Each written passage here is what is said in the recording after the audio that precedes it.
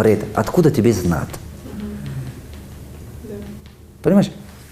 Те вещи, которые вот для него это была бы польза. Например, ты взял и все делал наоборот. Вспомните тот дядя, который я вам рассказывал, дядя мой. Он страдает за своего сына конкретно до сих пор. Этот парень везде ходит, долги возьмет везде, и папа платит. Я однажды ему сказал, не делай этого. И он говорит, ну как он же мой сын? Я говорю, таким способом вы его не справите. Это невозможно. Пусть он один раз переживет свои поступки, плоди. Он же брал, это же его поступок. Он должен плоди сам собрать. Дай ему возможность один раз сам обжегся. Пусть он один раз переживет сам. А ты собираешь то плоди, которые своевременно не нашел на их воспитание. Ты в данный момент собираешь те плоди, которые сажал. На их время, на детей. У тебя не было времени. Просто кормить детей это мало. Сейчас золото. Просто кормить их мало. Если мы думаем, что только я просто привезу еда или одежда, якобы я их кормлю, это очень мало. Очень мало. Каждый из нас, запомните, собирайте плоды, что сажали. И никто не убежит из этого урока. Никогда. Хочешь, не хочешь. Все, что имеете сегодня, это то, что результат вчерашней поступки. Неважно, мы это понимаем, не понимаем, это факт. По-другому не бывает. Да, Солнце? А если, например, вот бывают такие ситуации, вот посадили человека, да, вот что на пользу ему, а он не понял, вот как вот в вашем случае, может, он потом выйдет из тюрьмы, убьет своего отца, вот он, ну... Возможно. Возможно. Если он эту жизнь не понял, еще хуже урок. Он еще будет идти дальше. Но он же решает жизнь другого человека? Нет, это не решение как раз.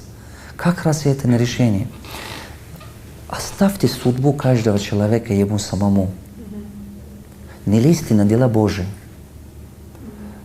Будьте стойки, что написано, знаете, что написано в Коране. Я очень люблю священные книги, я много читаю их. И там есть истинные знания. Что прочитал там? Я не помню, какой суре там было написано. Будьте стойки справедливости, независимо от желания богатого или сочувствия к бедному. Ведь Аллах лучше знает состояние каждого. Откуда вы знаете, за его доброе дело так произошло, или за его поступками, за что? Он должен сам прожить свое. Да, проблема все попадет. Надо помогать, но не на ущерб себе. И вот что я хочу, чтобы вы меня поняли. Просто, знаете, что я понял? Надо держать линию справедливости. Держи линию справедливости. И каждый должен пережить свое. Держи линию справедливости. Нельзя поддаваться чувству жалости, или нельзя, то, ой, это человек такой, он просит он. Нет, не надо так делать. Просто иди по дороге справедливости. Потихонечку просветаешь. Классная вещь. Хорошо. Что вам не очень понравилось? Что эта госпожа сказала такое, что у вас все изменилось? Что вы не очень любили раньше? Ну, неорганизованность своя. То, что в частности получается, что как бы и надо второстепенные дела больше делаешь, или за кого-то там тоже. Вот, как хорошо. Да. И что она вам... Ага. А она мне посоветовала именно делать постоянные цель, вести эти, планировать свой день, даже месяц, год. И на самом деле это я как-то знал, и на самом деле я это не делал. И сейчас как-то задумался действительно, что я же смогу это сделать, планировать. Да, и именно делать так, чтобы мой план, а действительно я не планирую. Хотя вот... Как вас зовут? Мирлан. Милан? Да. Милан, да? Мирлан. Мирлан Баке. Единственное, что у вас точно есть, это каждый день 24 часа в сутки время. Да. Это единственное. Может, у вас $1 000 000 сейчас нету. Да. Но точно у вас есть такое время. Но мы не знаем, сколько лет. Но мы знаем, что в данный момент это время есть. Вот что с этим вы делаете, от этого зависит результат. Чтобы стать успешным, главный секрет успеха именно в это вложение времени. Например, вы можете этот час времени потратить телевизор смотреть. Вы можете этот час времени потратить книги читать. Вы можете просто по улице гулять. Вы можете на свадьбе посидеть, пообщаться с друзьями. Вы можете просто, не знаю, просто погулять там на природе. Но куда вы тратите этот час времени? На работу сходить. Это, от этого зависит ваша жизнь. Теперь внимание обратите. Люди говорят, надо управлять временем. Перестаньте управлять временем. Кому из вас удается управлять временем? Это вранье. Я когда уроки слышу по управлению временем, я смеюсь просто. Почему? Это неправда. Вы же не можете быстрее толкать часы крутиться или медленно крутиться. Или вы можете? Не, вы в своем телефоне можете. Но вы в реальной сутку остановить не можете. Да вы не можете. Вам охота, чтобы сегодня было еще 3 часа больше, чтобы вы успели делать. Но не получится. Это невозможно. Единственный способ стать успешным, надо управлять собой. Не время управлять, с собой управлять. Вы меня поняли? С собой управлять. Вы понимаете? С собой надо управлять. Ты начинаешь себя контролировать, ты начинаешь собой управлять, ты начинаешь делать те вещи, которые для тебя более важнее. Более важнее. Просто, а чтобы собой управлять, без планирования это невозможно. Чтобы собой управлять. Надо взять и, смотрите, раскидайте дела на 3 группы. Важные дела, срочные дела, неважные, несрочные дела. Все. Вот 3 группы дела. Каждый день делите этого. Но важные дела, это те дела, которые ты один раз делаешь, она навсегда принесет тебе пользу. Ты его один раз делаешь, но пользу получаешь всю жизнь. Это, например, провести какой-то навык. Вот тренинг ведь посещали, эти знания всю жизнь можешь практиковать. Да. Понял, да?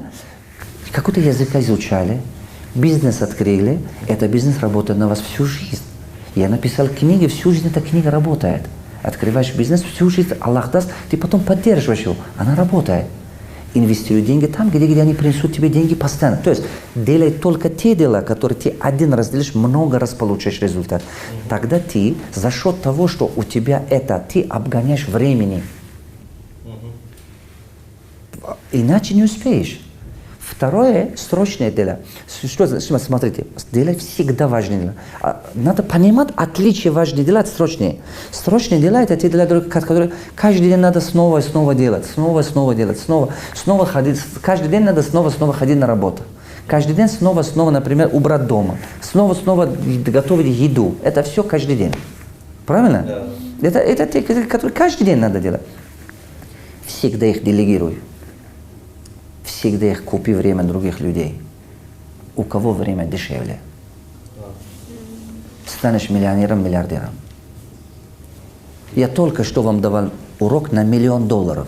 Но зависит от того, можете это использовать, это ваш выбор. Потому что в этой суета, она спасает твою жизнь. И понимаете, не успеешь, 2 года нету. И непонятно, что ты делал за эти 2 года. Вы замечаете? Вот анамана, 5 лет нету. Думаю, что делать за это 5? Надо же, один телевизор купил, а ремонт делать все. Надо же, на это я потратил 5 лет неповторимой жизни. Ужас. Начали понимать меня? Да.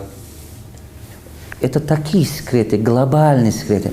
А вот, когда на бумаге пишешь, со стороны видишь свою жизнь, на что ты тратишь свою жизнь. Понимаете? А потом посмотри внимательно. Все неважные, несрочные дела, третье, откажитесь на всю жизнь. Никогда не делайте их. Никогда. Надо стараться их по минимуму. Долго ходить на свадьбах, долго спать, долго смотреть телевизор и так далее. Помните всегда, кто читает книги, всегда будут управлять теми, кто смотрит телевизоры. Это во всех веках было, будет дальше. Надо отказаться от них. Надо управлять собой.